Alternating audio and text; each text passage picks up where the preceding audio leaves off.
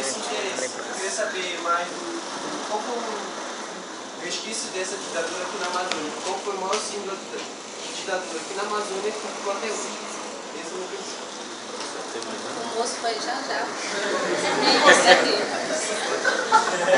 Eu vi, o senhor falou do senhor também sobre a abordagem da ditadura militar aqui na região, quanto à questão indígena, pois nós sabemos que para a construção, por exemplo, da Transamazônica, eles precisaram matar várias etnias dos segmentos indígenas.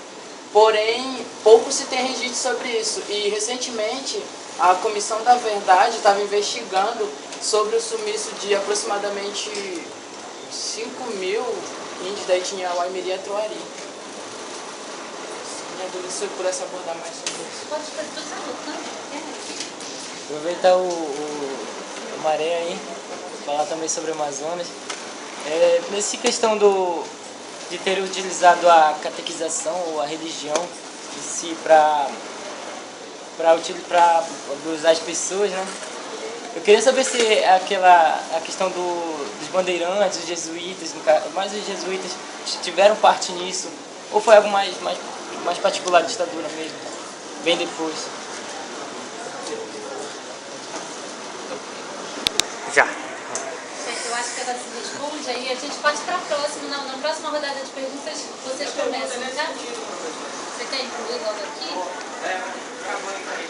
Sobre a questão indígena relacionada à ditadura.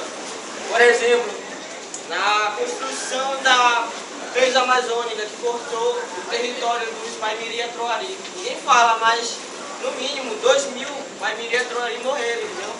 Esse é a herança do período da ditadura militar para os povos indígenas. Um outro exemplo é sobre a cidade de Humaitá. A mesma coisa aconteceu com o território dos Tenhari. Eles foram reduzidos drasticamente a população deles. E no último conflito, os Tenharis que estudavam na cidade e que estavam colando grau no curso de pedagogia intercultural, eles foram proibidos de ir para a cidade. Por quê? Porque eles eram índios. Se eles fossem, eles iam levar bicuda. Entendeu? É nesse sentido, eles são resquícios da ditadura militar. Por exemplo, nós pegamos alguns projetos da construção de hidrelétricas na Amazônia. Só um exemplo. Belo Monte tem agora a construção do complexo de Tapajós. É um conjunto de 7 hidrelétricas que vão ser construídas no rio Tapajós, que vai afetar o território dos Mundurucus e Sateré-Moé. Alguém aqui já ouviu falar de Alter do Chão? Pois é, vai para o fundo também. Então cabe a nós, movimento social, estudantes, nos reunirmos e fazer movimento frente a isso.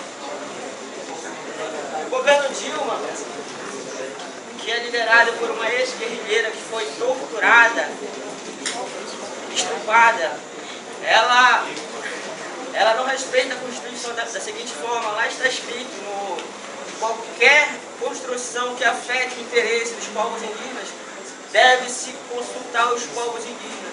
No Brasil, o Estado brasileiro ele não dá direito de informação aos povos indígenas, entendeu? Ninguém sabe aqui na terra indígena, ninguém sabe dessa construção dessa hidrelétrica, entendeu?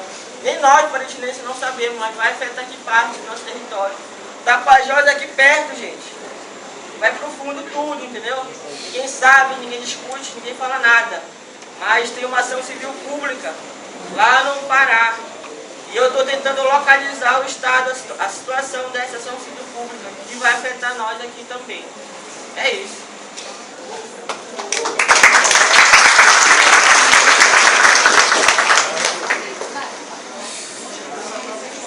Como é o teu nome, hein?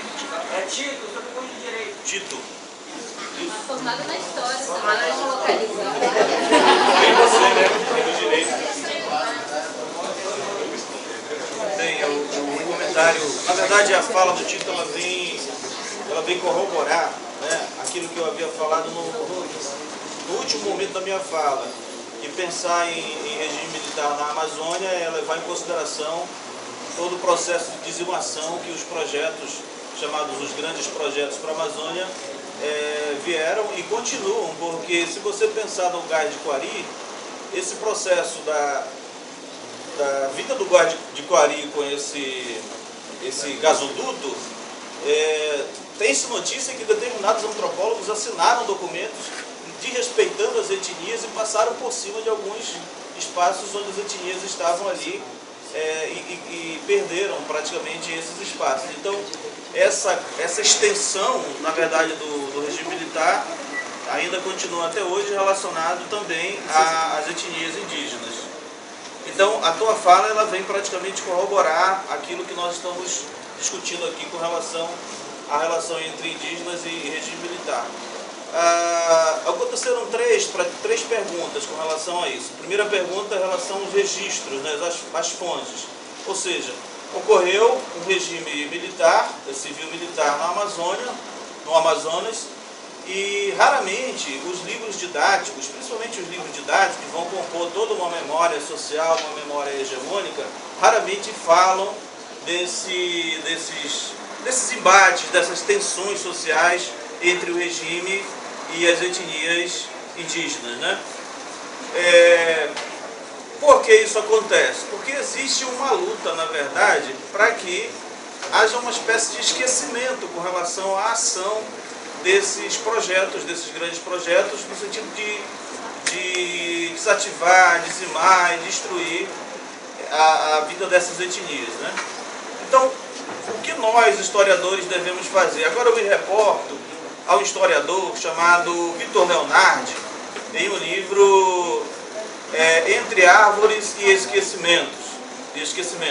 Existe um capítulo nesse livro chamado Cultura Brasileira e a História da Lentidão na História. Ele usa um conceito do Legoff, inclusive, infelizmente morreu hoje com 90 anos, uma grande perda, né, nós tivemos, deixou um legado aí incomensurável, abrindo parênteses. Então, usando aí o conceito do Legoff, ele quer chamar a atenção para nós, profissionais, né, os cientistas sociais, para que nós começamos a produzir conhecimento sobre, principalmente as etnias indígenas, para que esse conhecimento venha refutar uma memória equivocada, uma representação equivocada que tenta a todo momento apagar esses vestígios, né? Apagar a história desses indígenas. Inclusive ele faz até uma brincadeira. Ele pergunta, olhando para os dois modos de produção, o modo de produção capitalista e o modo de produção desenvolvido pelas etnias indígenas, ele pergunta, afinal de contas, quem é que destrói, né? Não podemos chamar de modo de produção capitalista, mas modo de destruição capitalista, e aí ele chama atenção para que nós comecemos a aprender, na verdade, com esses indígenas, que o legado dele, desde os jesuítas, como você colocou aí, praticamente, esse legado ele vem sendo esquecido, né? Ou então você vem suplatando esse legado desses indígenas. Ou seja, nós temos que construir essa história. Nós, como profissionais da história, nós, como profissionais de outras ciências sociais, nós temos que ir aos arquivos, usar, inclusive, o método indiciário, se for o caso, para tentar resgatar a história que está subsumida, que está escondida aí na história. Ou seja, esses indígenas, eles estão na história, mas precisam entrar na historiografia para usar uma relação com o nosso ofício aqui, que é o ofício do historiador.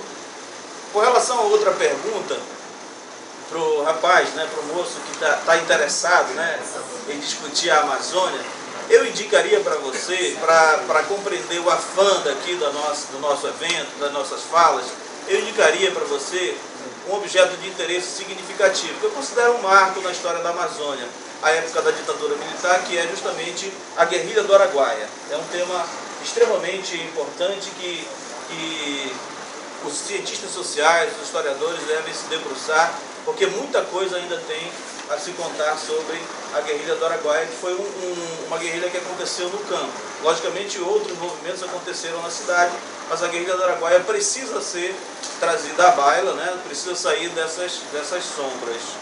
E com relação a Troiri, né?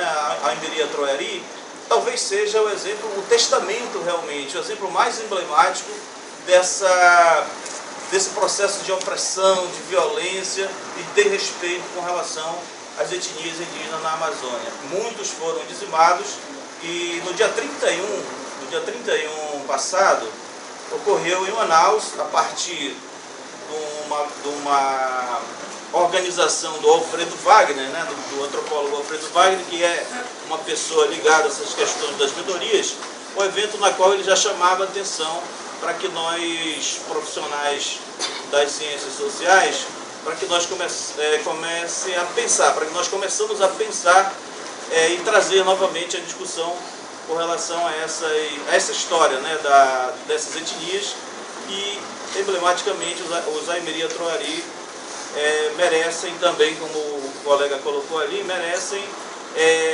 serem estudados, né, serem pesquisados, para que essa história do processo de dizimação seja colocado à baila também, pessoal. Obrigado pelas perguntas. Não sei se consegui contemplar todas elas. Tá?